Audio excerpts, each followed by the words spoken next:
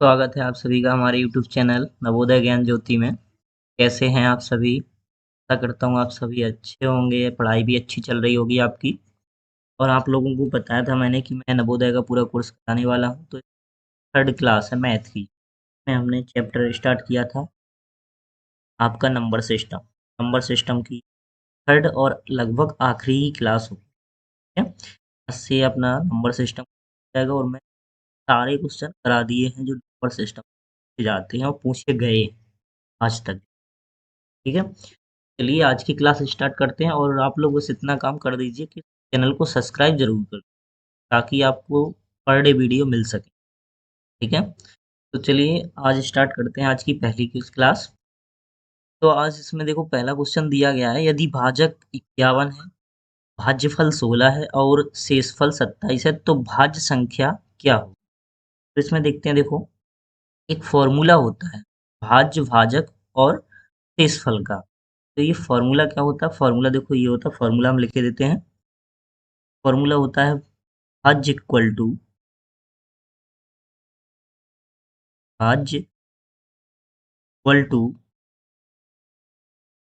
भाजक, मतलब जिससे अपन भाग देते हैं वो कहते हैं भाजक, ठीक है?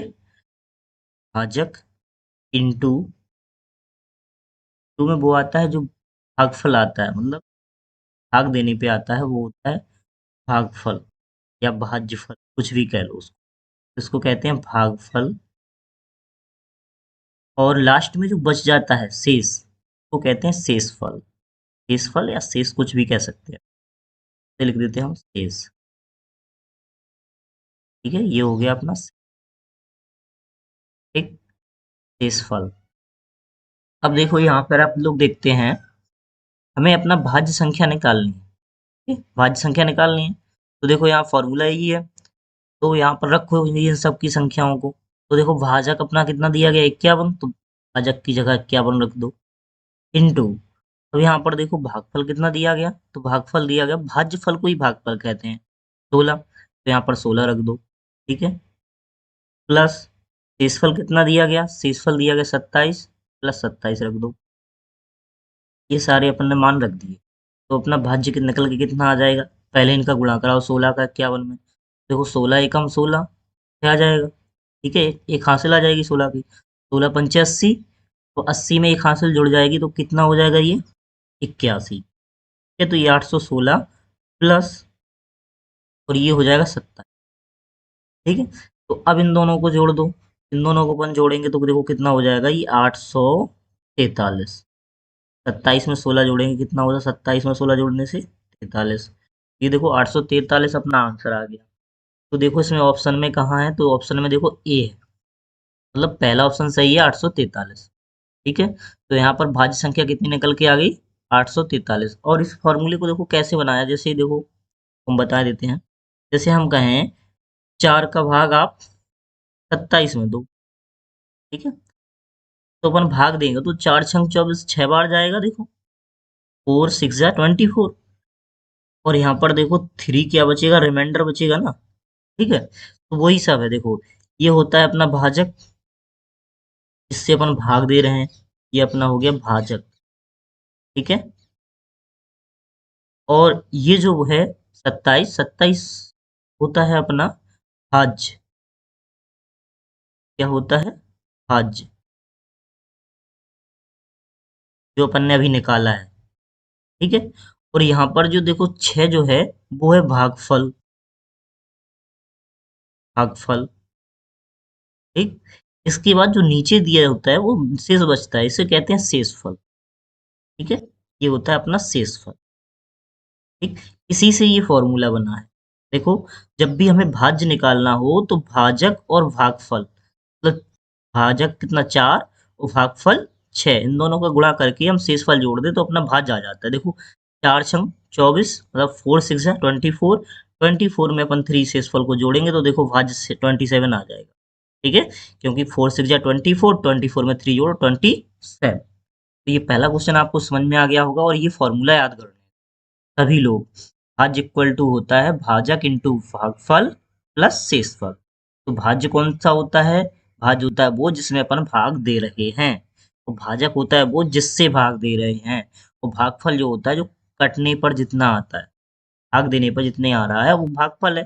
और शेष लास्ट में बचता है, जिसमें भाग नहीं जाता है, उसे कहते हैं शेषफल। तो ये पहला क्वेश्चन मैंने अच्छी तरह से समझा दिया है। अगर समझ में नहीं आया हो तो प्लीज कमेंट में जरूर बताना कि ये समझ में नहीं आया, तो मैं अगली क्लास में दोबारा इसको अच्छे से और अच्छे से समझा सकता हूँ। ठीक है, चलिए अगली स्लाइड पे चलते हैं। अगला क्वेश्चन अपन को दिया गया है, अगला क्वेश्चन देखते हैं। अगला क्वेश्चन दिया गया अपन को दो संख्याओं, दो सॉरी दूसरा क्वेश्चन है ये, सेकंड नंबर का। संख्या 5, 8, 4, 3, 5, 6 में 5 के स्थानीय मान का योग क्या है? अब देखो ये संख्या है, उसमें देखो 5 के स्थानीय मानों का योग पूछा है। संख्या क्या है? तो 5, 8, 4, 3 और 5 और 6। इसमें देखो 5 कितनी बार दिया गया है? तो 5 अपन को देखेंगे तो 5 इसमें लगभग 2 बार आया है। 2 ही बार तो आया है। देखो एक 5 ये है और एक 5 ये है। तो इन दोनों पाँचों का हमें क्या निकालना है? स्थानीय मान। और जो स्थानीय मान आएगा उसका हमें योग निकालना है। तो पहले निकालो स्थानीय। तो इस 5 का निकालते हैं हम लोग। इस 5 का स्थानीय मान जब अपन निकालेंगे तो स्थानीय मान कैसे निकाला जाता है? जैसे ये 5 है, 5 को अपन 5 लिख दें, इंटू ये किस स्थान पे है? तो इकाई ढाई के स्थान पे है। तो देखो अगर सीधी बात बताएं तो ऐसा करना, जैसे 5 का स्थानीय मान निकालना है, 5 के नीचे देख लिया करो कितने अंक हैं। 5 के नीचे एक अंक है 6 अकेला। ठीक है, तो जितने अंक नीचे होते हैं उतनी ही जीरो लगाई दी जाती हैं। मतलब एक के नीचे उतने ही जीरो लगा। ठीक है, 5 के नीचे एक अंक अकेला है, एक जीरो लग गई। तो इसका गुणा करेंगे अपन तो कितना आ जाएगा? 50। ठीक है, ऐसे ही इसमें देखो इस 5 में 5 का स्थानीय मान निकालने के लिए पहले 5 का 5 लिख लो, इंटू एक। अब एक के नीचे कितने जीरो लिखेंगे? तो देखो 5 के नीचे अंक गिन लो, 1, 2, 3, 4, 5। 5 अंक हैं तो एक के नीचे 5 जीरो लगा दो, 1, 2, 3, 4, 5। तो यहाँ पर देखो अब 1 लाख का गुणा 5 में कराएंगे तो यहाँ पर 5 लाख आ जाएगा। ठीक है, 1, 2, 3, 4, 5। ठीक, या फिर सीधा भी निकाल सकते हो आप। 5 के नीचे कितने अंक हैं? एक अंक है तो सीधे 5 के नीचे एक जीरो लगा दो। ऐसे यहाँ पर देखो 5 के नीचे कितने अंक हैं? 5 अंक हैं तो 5 के नीचे 5 जीरो। मतलब कोई भी संख्या का अगर स्थानीय मान निकालना तो उसके नीचे देख लिया करो कितने अंक हैं, उतने ही उसके नीचे जीरो लगा दिया करो, वही स्थानीय मान हो जाता है उसका। ठीक है, सिंपल भाषा में समझ में आ गया होगा। अब चलते हैं यहाँ पे, योग पूछा है इनका, तो इन दोनों को अपन जोड़ दो। 50 को 5 लाख में जब अपन जोड़ेंगे तो कितना आ जाएगा ये? तो ये आ जाएगा 5,50,000।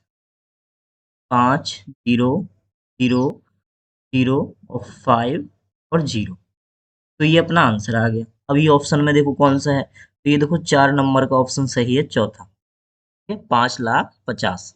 ये अपना आंसर आ गया। भी को समझ में आ गया होगा। चलिए अगले क्वेश्चन पे चलते हैं।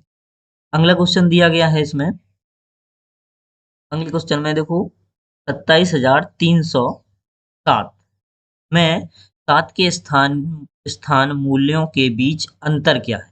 देखो अब अंतर पूछा है। अंतर मीन्स हमने आपको पिछली क्लास में बताया था, अंतर मीन्स होता है घटाना। ठीक है, क्या होता है? घटाना। तो इसमें अपन को घटाना है, अंतर देखना है। पहले संख्या लिख लेते हैं। तो 27,307। अब देखो इनके स्थानीय मान।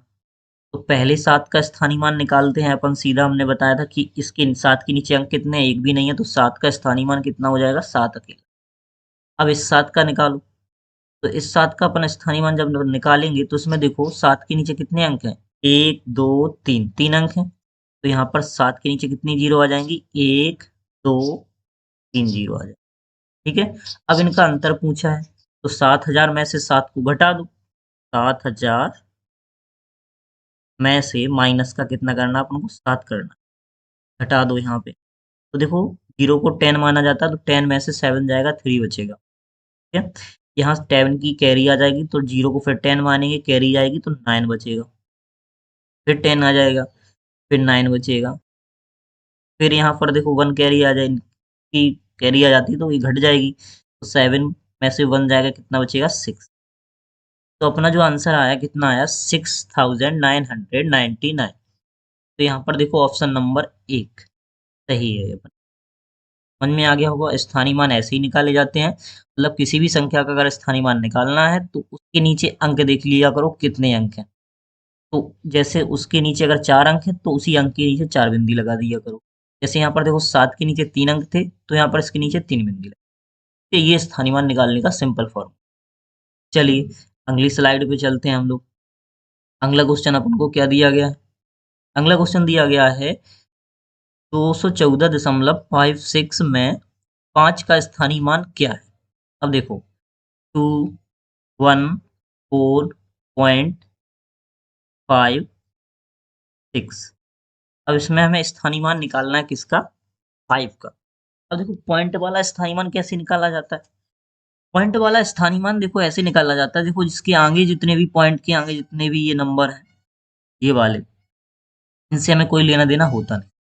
मतलब अगर हमें इसका स्थानीय मान निकालना है तो देखो इन जो पॉइंट के पहले होते हैं उनका तो स्थानीय सिंपल भाषा में जैसे हमने पीछे बताया था वैसे ही निकाल सकते हैं, बस पॉइंट की पीछे वाली संख्या को नहीं लेते हैं अपन। ठीक है। अब देखो पॉइंट के पीछे वाली संख्या को कैसे निकालेंगे? तो इसमें देखो 5 का निकालना तो 5 लिख लो इनटू। अब यहाँ पर देखो पॉइंट के आगे मतलब नहीं है संख्याओं से हमें, तो यहाँ पर 0 लिख सकते हैं और पॉइंट लगा सकते हैं। पॉइंट की आगे से आगे वाली संख्याओं से कोई मतलब नहीं। अब देखो 5 के पीछे कितना अंक है? 1 अंक है। और 5 के आगे कोई भी अंक नहीं है, मतलब पॉइंट से पहले, पॉइंट के बाद 5 से पहले कोई अंक नहीं है, मतलब सीधा 5 ही है। तो यहाँ पर हम 1 लिख सकते हैं।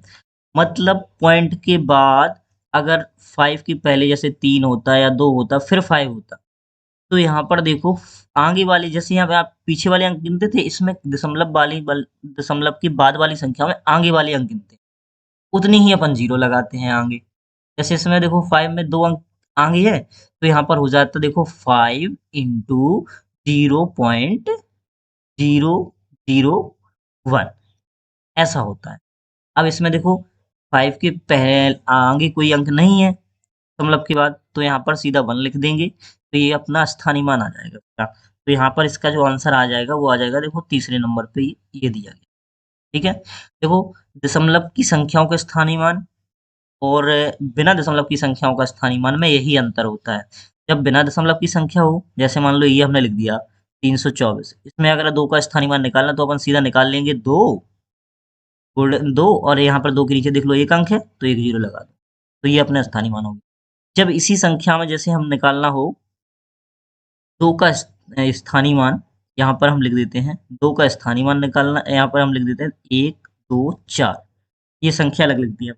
अब इसमें पूछा जाए कि 2 का स्थानीय मान बताओ, तो इसमें देखो 2 का स्थानीय मान अब हम निकालेंगे तो यहाँ पर देखो पॉइंट की आगे वाली संख्याओं से अपन को कोई मतलब नहीं, पहले 2 का 2 लिख लो इनटू पॉइंट की आगे वाली संख्याओं से कोई मतलब नहीं तो 0 लिख दो, पॉइंट लगा दो। अब देखो 2 के आगे देखा जाता है, पीछे वाली संख्याओं से मतलब नहीं है, आगे देखो कितनी संख्या है, एक अकेली है, एक अकेला है, उसके बाद पॉइंट है, तो ये पॉइंट के पहले एक ही तो है, तो 2 के आगे तो यहाँ पर 1 0 लगा देंगे, जितने अंक आगे होंगे उतने ही 0 लगानी है। ठीक है, पॉइंट तक।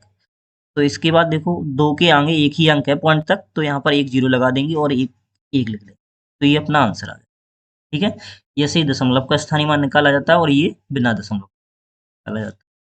ठीक है, अगले क्वेश्चन पे चलते हैं, समझ में आ गया होगा। तो अगला क्वेश्चन क्या दिया गया है? चलिए ये देखो, जैसे स्थानीय मान के सारे क्वेश्चन ये ऐसे ही आते हैं। अब चलते हैं हम लोग डिविजिबिलिटी रूल के ऊपर। तब ये भाग की मतलब एक रूल है, मतलब कौन सी संख्या, जैसे कोई संख्या दे दी जाए, अब उस सब देखो पेपर में तो सीधा जैसे ही क्वेश्चन बड़ी संख्या दे देते हैं वो लोग। अब ये आपसे पूछते हैं क्या ये 2 से कटेगी, तो आप भाग करके थोड़ी ना देखेंगे वहां पे, तो इसके लिए रूल है। ये रूल क्या है? जैसे अगर पूछे 2 से कौन सी संख्या कटती है, तो 2 से संख्या कटने वाली जो संख्या है उनका रूल है कि अगर अंत में 0 आ जाए या फिर 2 आ जाए या फिर 4 आ जाए या फिर 6 आ जाए या फिर 8 आ जाए, मतलब अगर सम संख्या है पीछे, ठीक है, कैसा है, सम डिजिट है। कोई भी संख्या के लास्ट में अगर सम डिजिट ये आते हैं 0, 2, 4, 6, 8, तो वो समझ लेना कि वो 2 से डिविजिबल है, मतलब 2 से कट जाएगी, भाग चला जाएगा 2। जैसे मान लो कोई भी संख्या हम यहाँ पे लिख देते हैं 6, 4, 8, 9, 3 और 0। अब पूछा ये क्या ये 2 से भागित है? तो ये हाँ 2 से भागित है, क्योंकि लास्ट में क्या है, 0 आ रहा है। अगर यहाँ पर लास्ट में 8 भी होता तो भी ये कट जाती, यहाँ पर 6 भी होता तो भी कट जाती। बट अगर यहाँ पर 9 होता तो ये 2 से नहीं कटती, क्योंकि ये तो 9 क्या है, लास्ट में एक सम संख्या नहीं है, ये असम संख्या है, इसलिए ये 2 से नहीं कटती। ठीक है, अब चलते हैं 3 का देखते हैं। 3 का रूल क्या है? 3 का रूल हैगा कि कोई भी संख्या हो, उसके जो डिजिट हैं, जैसे मान लो ये हमने संख्या लिख दी 6, 3, 4 और यहाँ पर हमने 5, ये संख्या है। अब ये पूछा जाए कि ये क्या ये संख्या 3 से विभाजित है, 3 से कट सकती है? तो अपन भाग करके थोड़ी ना देखेंगे, सीधा रूल देखेंगे। 3 का रूल है कि सम ऑफ डिजिट्स, मतलब जो डिजिट है, जो संख्या है, उसकी डिजिटों का अगर सम, योग, अगर जोड़ अगर 3 से कट रहा है तो वो संख्या भी 3 से कट जाएगी। तो यहाँ पर इनकी डिजिट का योग निकाल लो, तो निकाल लो, देखो 6 प्लस 3 प्लस 4 प्लस का 5। तो यहाँ पर देखो सम ऑफ डिजिट कितना आ जाएगा, तो ये सम ऑफ डिजिट आ जाएगा, देखो 6 और 9 कितना, 6 और 3 9, 9 में 4 जोड़ेंगे कितना हो जाता है 13, 13 में 5 जोड़ेंगे तो 18।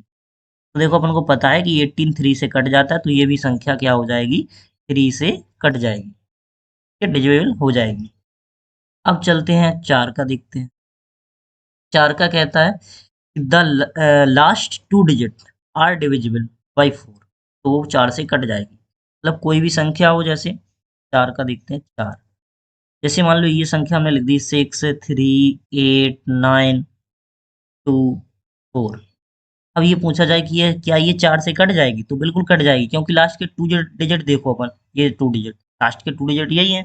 अगर ये 4 से कट रहे हैं तो देखो हाँ ये 4 से कट रहे हैं, तो संख्या भी क्या हो जाएगी, 4 से कट जाएगी। समझ में आ गया होगा, ये 4 का फॉर्मूला है। देखो 2 का क्या था, लास्ट में अगर सम संख्या आ जाए और 0 आ जाए तो वो 2 से कट जाएगी। 3 का क्या था, तो जो संख्या दी गई है उनके अंकों का योग, डिजिट का सम, अगर 3 से कट रहा है तो वो संख्या भी 3 से कट जाएगी। 4 का क्या है, 4 का है कि अगर कोई संख्या है उसके लास्ट डिजिट, लास्ट 2 डिजिट अगर 4 से कट रहे हैं, 4 से कट रहे हैं, तो वही संख्या 4 से कट जाएगी। ऐसे ही 5 से देख लो, 5 में क्या है, अगर लास्ट में 5 में क्या है, लास्ट के में अगर 5 आ जाए या फिर 0 आ जाए, तो वो भी संख्या 5 से डिविजिबल हो सकती है, 5 से कट जाएगी, भाग चला जाएगा 5। अब 6 का चलते हैं। 6 का इसमें देख लो, the number is divisible by 2 and 3। देखो 6 कैसे बनता है, 6 अपना बना कैसे है, 3 इंटू 2 से ही तो 6 बना। तो अगर जो संख्या 2 और 3 से कटेगी वो 6 से भी कट जाएगी।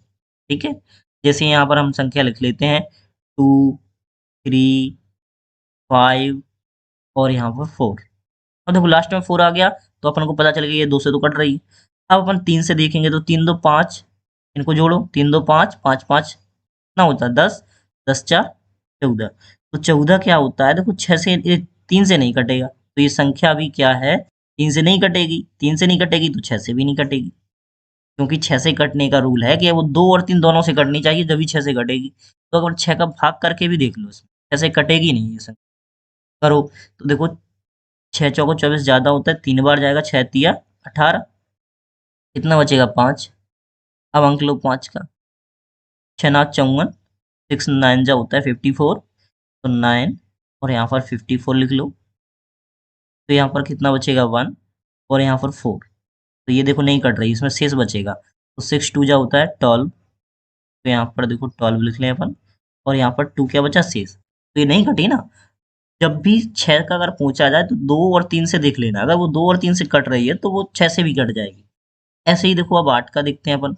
8 में क्या, द लास्ट 3 डिजिट, जैसे देखो 8 को अपन कैसे लिखते हैं, 8 का अगर लिखा जाए तो 4 इंटू 2 लिखते हैं ना, तो वैसे ही इसमें देखो 4 में क्या लेते थे, 2 अंक लेते थे लास्ट के, लेकिन 8 में कितने अंक लेंगे, लास्ट के 3 डिजिट, मतलब 3 डिजिट अगर 8 से कट रहे हैं, वो संख्या भी 8 से कट जाएगी।